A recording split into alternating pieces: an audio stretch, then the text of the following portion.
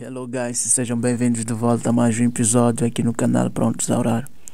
A história que vocês estão prestes a ouvir vem da tradução de uma mensagem que nós recebemos, e a tradução dessa mensagem diz o seguinte: Olá irmão, podem por favor publicar a minha história com identidade oculta? Quero saber a opinião dos vossos seguidores. Se souberem que eu sou um familiar, alguma vez me perdoariam? E se souberem que o seu familiar era um coveiro que desenterrava os mortos e cortava os membros dos corpos para vender a um ritualista, perdoariam? Não espero muito, mas quero que os vossos ouvintes me ajudem. Devo contar aos meus parentes? Porque muitas coisas têm acontecido na família. Há muitas pessoas que sofrem de doenças mentais por causa do que eu fazia. Eu era um ladrão de túmulos aqui em Zim. Trabalhei para um ritualista. Chamam-me Inashim. Nasci em Shumiza e durante anos sobrevivi roubando túmulos. Os meus pais não eram ricos, éramos muito pobres. Eles vendiam fruta e legumes e vivíamos à custa de tomates. À medida que fui crescendo, consegui tirar a carta de condução e comecei a trabalhar como taxista.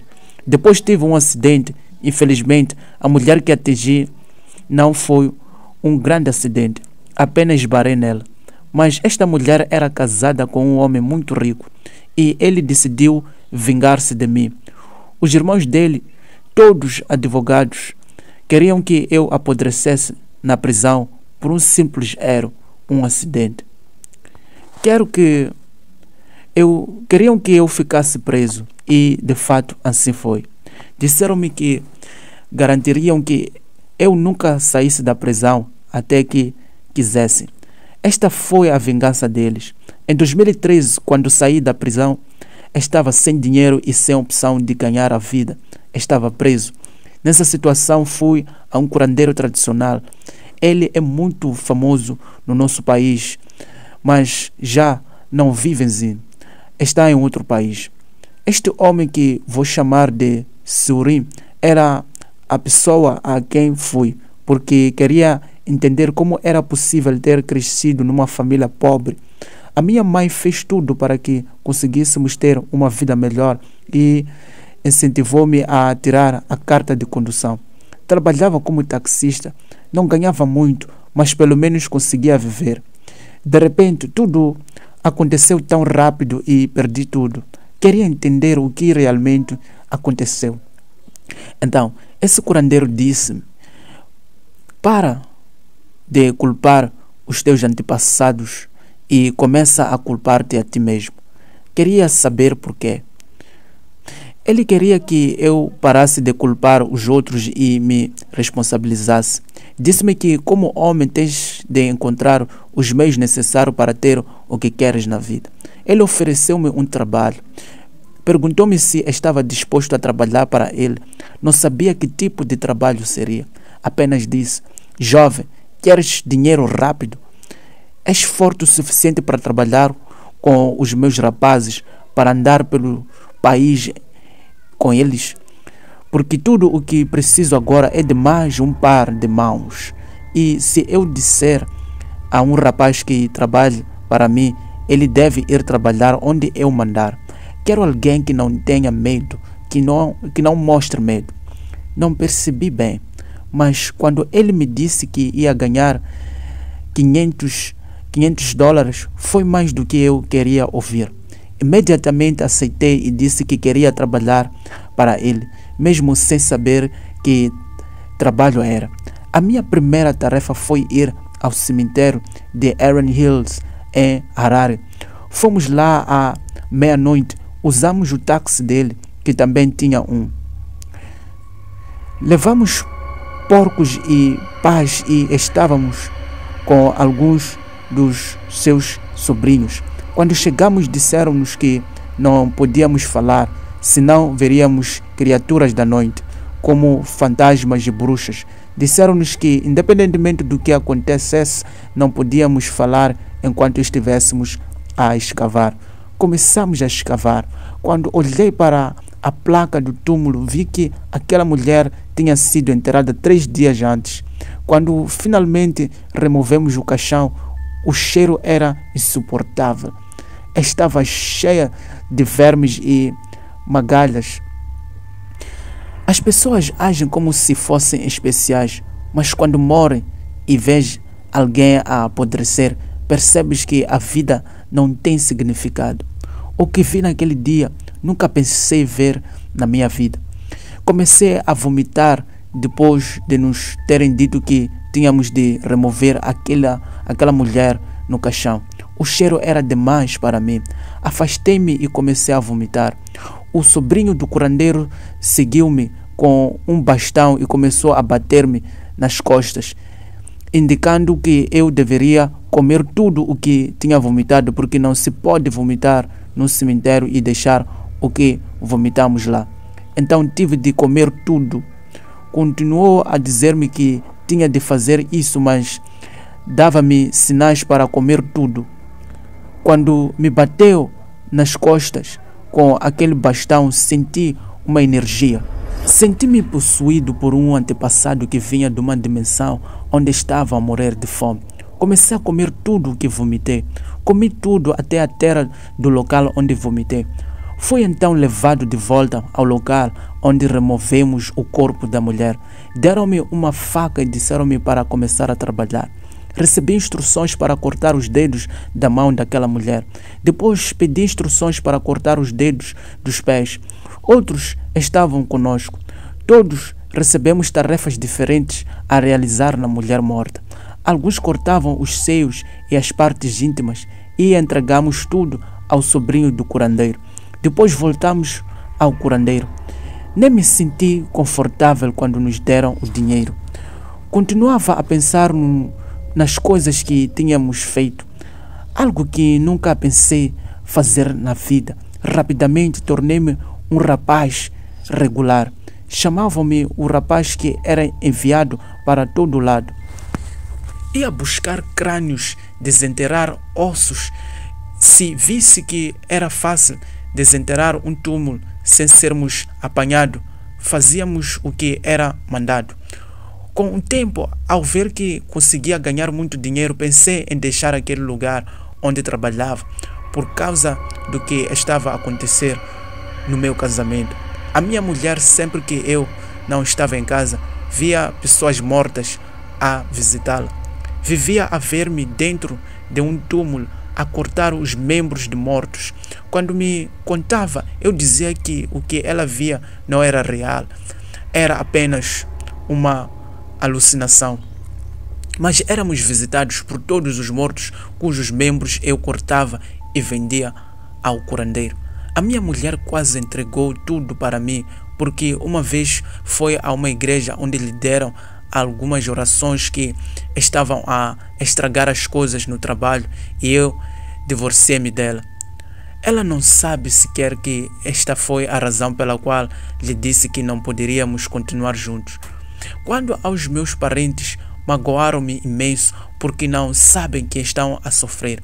Isso vem do trabalho que fiz a partir de 2013. Devo contar aos meus parentes ou não? Caros ouvintes, houve uma mensagem que nos foi enviada por um dos nossos queridos irmãos. Vamos tentar conversar com o nosso irmão na seção de comentários. Coisas estranhas realmente acontecem neste mundo. Há uma outra mensagem que nos foi enviada por um dos nossos administradores e a mensagem diz assim: olá irmãos, como estão? Eu realmente comecei como um verdadeiro homem de Deus. Era um pastor genuíno, mas depois a pobreza aconteceu. Então, juntei-me ao satanismo. Até hoje ainda estou no satanismo. Sou ainda pastor, mas agora, se me verem, pensarão que sou apenas um pastor normal. E tenho uma empresa de segurança. Tenho a minha própria missão, porque geralmente quando os meus seguranças estão a trabalhar, há outras coisas que faço nos bastidores, apenas para garantir que as pessoas cujas propriedades estão a ser guardadas sejam abençoadas, mas não por Deus. E quando não abençoadas pelo diabo, muitos demônios as seguem, As pessoas pensam que quando tem uma casa bonita, quando compraram um carro bonito, isso significa que Deus as abençoou. Sabem que há muitos tipos diferentes de bênção. Algumas bênçãos não vêm de Deus. Essas são as bênçãos que nunca devem desejar e que nunca querem ter na vida. A minha história começou quando fui ordenado como pastor. Foi no ano de 2008. Eu costumava ir a estas pequenas igrejas pentecostais. Sabem, aquelas igrejas que nunca crescem, que permanecem sempre as mesmas. A vida era muito difícil porque pregávamos em escolas, em campos, empoeirados, nas aldeias. Nunca havia dinheiro porque as pessoas que vinham à nossa igreja também eram pobres da mesma comunidade. Os congregantes, quando diziam que estavam a dar algo, davam-nos moedas e, imagine, traziam batatas. Quando íamos pregar nas aldeias onde havia fazendas próximas, traziam as batatas e diziam que eram dízimos. Tínhamos de arranjar um transporte para trazer essas batatas da aldeia de volta à cidade. Eu observava outros pastores, tinha uma obsessão por pastores nigerianos, pela forma como ostentavam a sua riqueza. Sempre os via na televisão e via alguns deles, nigerianos, sul-africanos e de países vizinhos como Zimbábue, a conduzir carros bonitos, Range Rover, como motorcadas, e a encher grandes igrejas e estados. Tudo o que queria era ser como eles, ser chamado de papá, por pessoas que confiavam em mim. Pensava que ser chamado de papá ia trazer respeito e aproximar-me de Deus. Não sabia sequer que alguns estavam envolvidos em rituais de enriquecimento. Assim fui a uma cruzada em Soweto, onde havia um profeta nigeriano convidado e eu estava entre os escolhidos para fazer parte da equipa de acolhimento.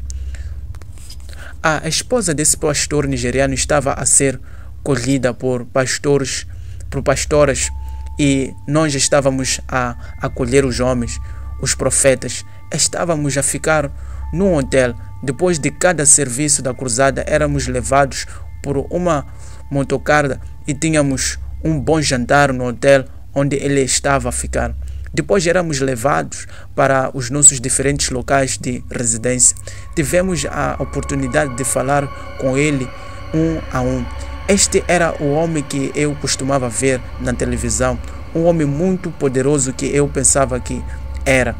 Havia também outro homem que costumava andar com este profeta nigeriano.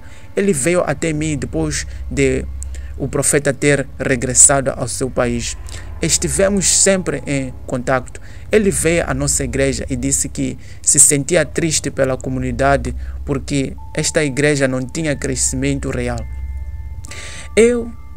Se eu quisesse que a igreja crescesse verdadeiramente, deveria conhecer o Pai. Essas foram as palavras exatas que dele foram faladas. Se queres um verdadeiro crescimento, deves conhecer o nosso Pai que está na Nigéria. Abrirá os olhos e verás o que é ter verdadeiro poder. Em 2011 deixei a África do Sul e fui para Lagos.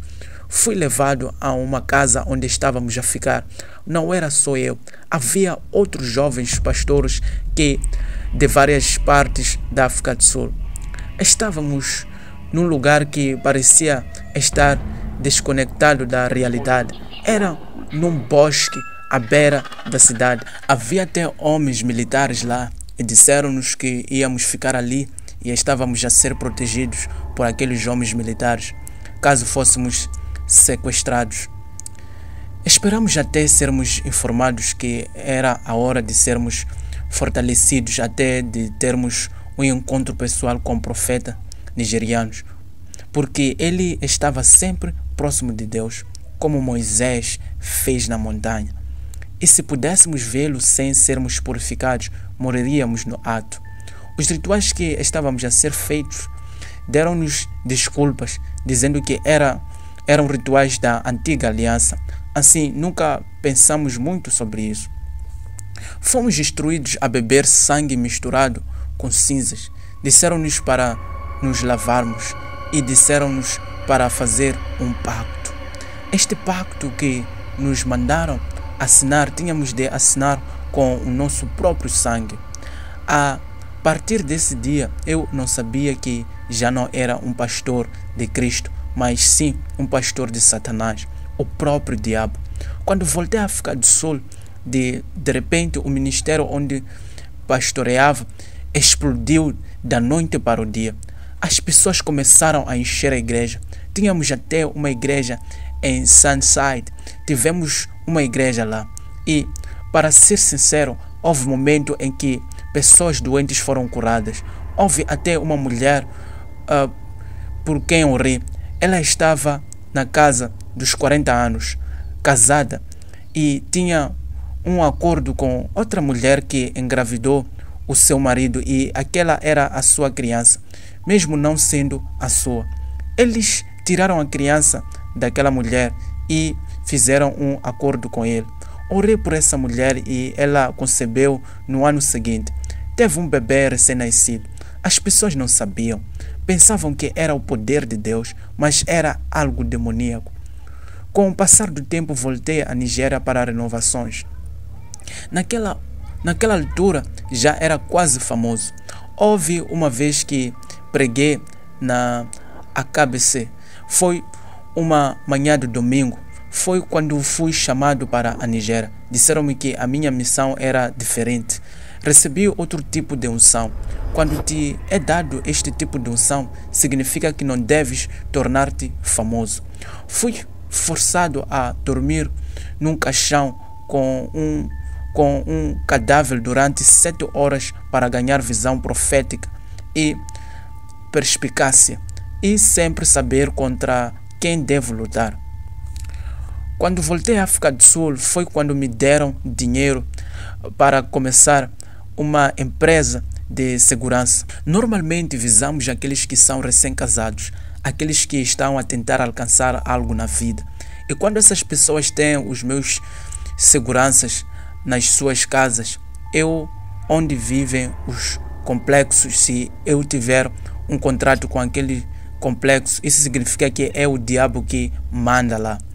Podemos rezar e pensar que Deus está a responder às tuas orações, porque quando rezo por ti, rezo para que tenhas sucesso, rezo para que todos no complexo tenham sucesso, para que não se ponham de joelhos por muito tempo.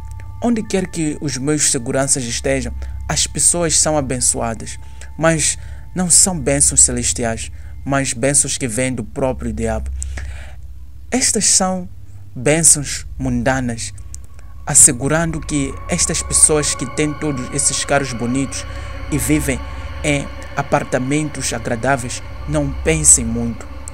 Como podemos dizer a alguém que tem 3 ou 4 carros estacionados à porta do apartamento que Deus não os abençoou? Pensarão que és tu que estás a ficar louco. À noite, há uma cobra que vem até mim e essa cobra dorme no meu peito. E a minha esposa teve 3 abortos durante a minha iniciação. Esta foi a minha cerimônia de iniciação. Quando publicar a minha história, por favor, diz-me. Estarei a seguir. Apenas queria avisar a África do Sul que nem toda bênção vem de Deus. As pessoas devem ter discernimento. Coisas estranhas realmente acontecem neste mundo.